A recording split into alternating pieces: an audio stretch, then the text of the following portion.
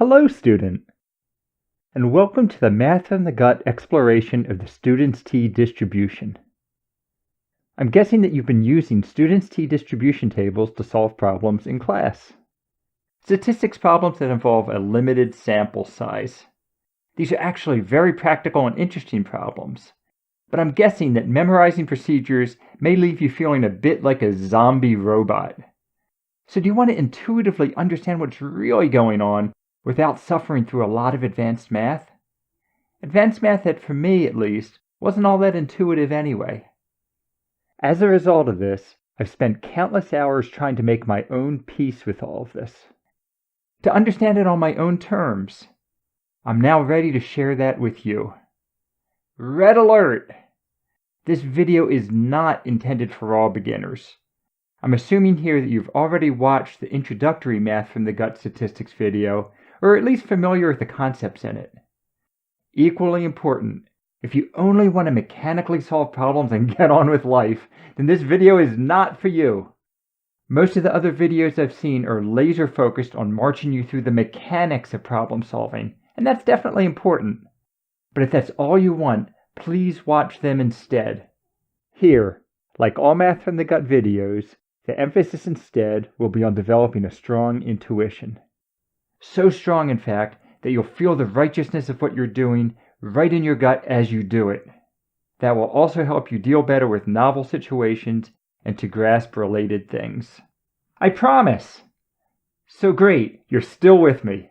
Together, let's peek behind the curtains to reveal some very interesting things that you'll almost never see in class. Here's the plan. We'll first describe why the student's t-distribution is so important and provide a brief history.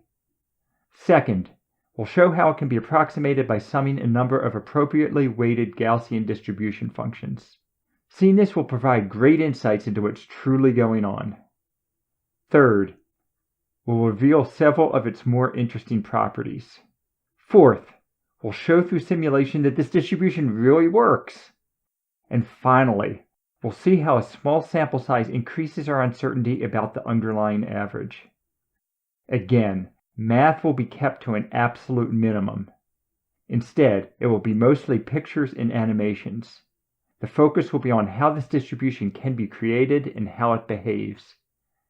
Okay, are you ready to begin? Are you ready to deal with the uncertainty in uncertainty that is the student's t? All right. The venerable Brighty Bulb Company is still making the same claims as before. They're still proclaiming that the power consumption of their light bulbs is a Gaussian distributed random variable with a mean of 60 watts and a standard deviation of 10 watts. And all bulbs are independent, identically distributed like before. But we can't just take their word for it. It's our job to test their 60-watt claim. The only things that we're allowed to assume are that the power consumed by each bulb is Gaussian distributed random variable, and that they are independent, identically distributed. As before, we seek to derive the probability density function for the underlying average power of the bulbs. Knowing this, of course, allows us to determine how reasonable their 60-watt claim is. We want to determine whether their 60-watt claim can be realistically explained by chance alone. What makes things more difficult this go-round is that we're only given 6 lonely bulbs to evaluate, and 6 bulbs is certainly not enough to estimate the standard deviation with much accuracy. So, we can't just use the calculated standard deviation as gospel like we did before. Ugh. The prospects of doing this job sure sound bleak. Not being able to rely on the computed standard deviation, having uncertainty in our uncertainty, certainly sounds like a non-starter. So how can we proceed? I first learned about this issue in helping a friend with homework. I managed to muddle through things with the provided tables, but I then tried to solve this problem on my own. After a lot of headbanging, I got nowhere and had to cry uncle. In fact, the situation was so bleak that statisticians didn't even know how to deal with it until rather recently. Finally, in 1908, 8 years after my father's parents were born, statistician William Gossett, working at the Guinness Brewery in Dublin, solved this problem. His solution allowed his company to better evaluate better aspects of beer making statistically, even when they had as few as 3 experimental results. Mr. Gossett published this result anonymously under the pseudonym Student, possibly to avoid tipping off his company's competitors, and voila! The student's t-distribution was born. Okay, so let's put the suds to the side for now and consider our problem. We only have 6 light bulbs. Rounded to the nearest tenth of a watt, let's allow Octave, a free program very similar to MATLAB, to simulate the random powers based on a 60-watt average and a 10-watt per bulb standard deviation. Like this. At the end of the day, we have to determine everything from these 6 simulated measurements. From these particular values, we calculate a measured mean of 55.3 watts and a measured per bulb standard deviation of 19.8 watts.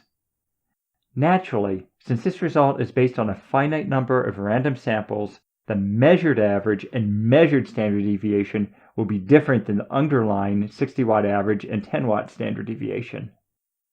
And this is completely expected. If we got the same results every time, it wouldn't be random, it wouldn't be statistics. So first, let's focus on the uncertainty of our measured standard deviation. To do this, it's helpful to discuss the uncertainty of a related metric, or measured variance. The relationship between variance and standard deviation is simple. Variance is just the square of standard deviation. Of course, this means that standard deviation is the square root of variance. So, our underlying per bulb standard deviation of 10 watts corresponds to an underlying per bulb variance of 100 watts squared. It helps to think about our measured per bulb variance as being just one of an infinite number of possible results. Recall that the measured per bulb standard deviation from our 6-bulb sample was 19.8 watts, which implies a measured per bulb variance of 19.8 squared, or 392. If we measured another 6 bulbs, we will get a different measured variance. Here are a few more sets. If we did this enough times, the average of our measured variances would get quite close to our underlying variance of 100. Remember how large numbers of random samples tend to have a measured average that is close to the underlying average? So, let's have Octave simulate 1,000 sets of 6 random variety bulbs. This will allow us to compute 1,000 variances and should provide a good idea of how much they vary from one set of bulbs to the next. We should first confirm that the average value of our measured per bulb variances is reasonably close to our underlying variance of 100. But, more interestingly, we can plot a histogram of measured per bulb variances and see what it looks like. Here goes.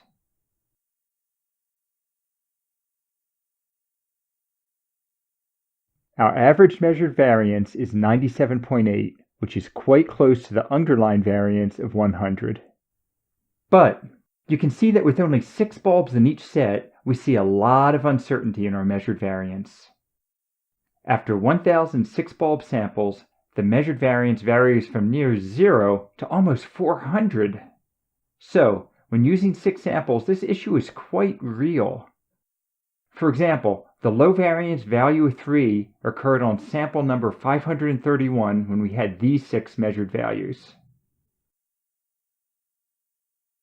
Here, you can see that the powers were all quite close to each other. But on sample number 860, we had a very high variance case where the 6 brighty bulbs had these very different powers. Obviously, both cases look very different. So, we have a bit of a mind bender here. Our measurement of variance from a set of 6 bulbs allows us to gauge our amount of uncertainty when we try to estimate their underlying average power. No problem. We dealt with that in the previous video. But now we're talking about the amount of uncertainty in our variance measurement. Please pause or even rewind this video here if you need to reduce your own uncertainty in your uncertainty.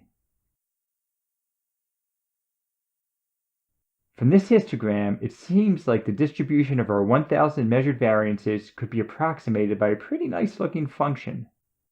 We also see that a large number of our measured variances are roughly around our underlying value of 100. And the numbers tail off as expected as we get much lower or higher than this underlying value of 100.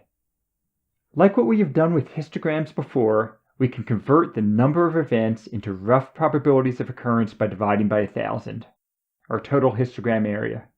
Like this. Here that is again. Our normalized histogram now has an area of 1 and can be directly compared to a probability density function.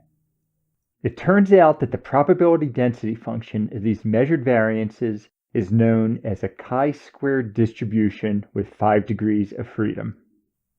The derivation of this chi-squared function isn't too difficult and is covered in many textbooks. At any rate, it's not central to our understanding of the high-level concepts of our t-distribution. Superimposing this function over our histogram, we see that it's a pretty nice fit. As expected, it's not a perfect fit since we're dealing with random numbers, but it's definitely a nice fit, so let's trust it. Now, how do we deal with this variation in the variation? Well, at least we now know the probabilities of having certain measured per bulb variances when our sample size is 6, but I prefer to work with a related distribution. One that shows the probability densities of having certain standard deviations instead. But why? For me, standard deviations are more intuitive to work with since they directly tell us our uncertainty in watts, not watts squared. It also turns out that using standard deviations instead will give us a better approximation to our students' t-distribution for the same computational effort. So, how do we modify our PDF of variances into a PDF of standard deviations? First, since we're plotting up to a variance of 400, we should plot up to the corresponding standard deviation of the square root of 400, or 20.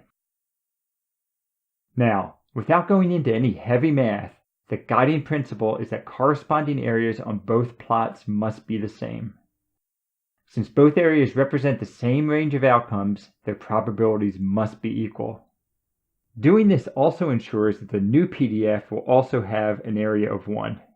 For example, let's consider this region from a variance of 100 to a variance of 121.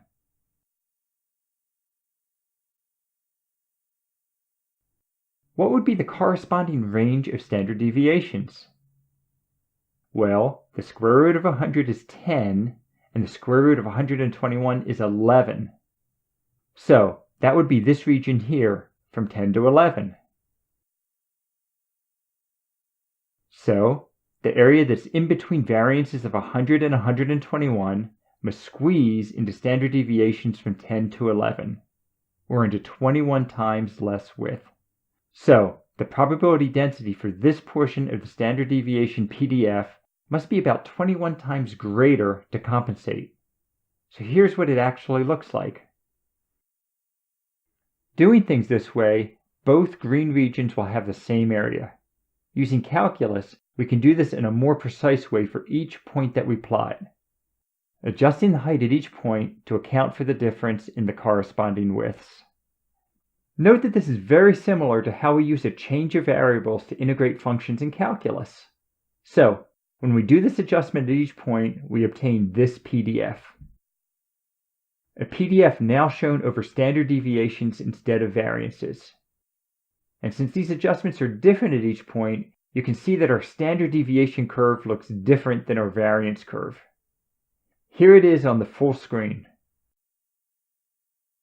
Now, the first sanity check that you should always do for a PDF is to make sure that it has an area of 1. I already checked this on the computer, but it's always a good idea to eyeball things as well. Finally, to keep me honest, let's produce a histogram of standard deviations from those same 6,000 simulated Brighty bulbs and see if we get a good match. Here goes.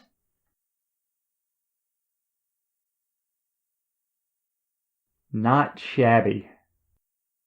Keep in mind that this is not a Gaussian distribution. I know it looks a bit like one, but notice, for example, that it's not quite symmetric. So this is nice. We now know what to expect if the underlying standard deviation is 10 watts. But in reality, of course, we don't know what the underlying standard deviation is. At the end of the day, we just have a single standard deviation measurement of 19.8 watts. So here's a question. If our underlying per bulb standard deviation were 1 watt instead of 10 watts, what do you think this distribution would look like? See if you can reason it out. This is a great point to pause and ponder. Okay, think about the 1000 standard deviation computations we just did.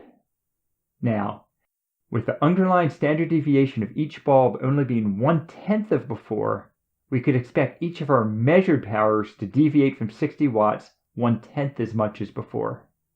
But what about the shape of the distribution? Well, if all measured standard deviations are reduced by a factor of 10, then everything will be uniformly tighter. Remember that the situation is almost identical to before. We're still measuring the standard deviation of 6 bulbs at a time. So the same distribution function still applies. It's just going to be 10 times tighter, like this. Notice how it's also 10 times higher to compensate for being 10 times narrower. That way it still has an area of 1. Does this all make sense? Or have I just turned beer sampling into a tempting hobby? Hopefully not. Notice how the basic curve stayed the same. It was just the axes that changed. Here it is again. I actually plotted each of these separately. Honest! I'm not just cheating and changing the labels here, even though it may look that way. To see this better, here's a video of our standard deviation distribution changing as it changes from 10 down to 1, with the axes held fixed.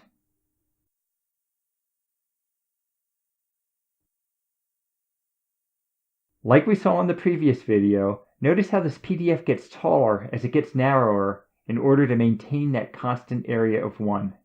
It may be hard to believe that the short and stout case is really the same basic shape as the tall and skinny one.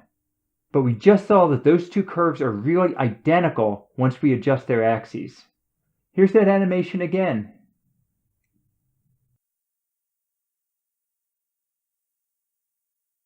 So, let's put these two distributions side by side. Short and stout next to tall and skinny. Like this. But again, when we plot them each at full scale, these distinctions disappear and the two curves appear identical. It turns out that there's actually something else, something mathematical, that's identical when we compare these. We'll explore what that is in part 2 and learn how we can exploit it to create the student's t distribution.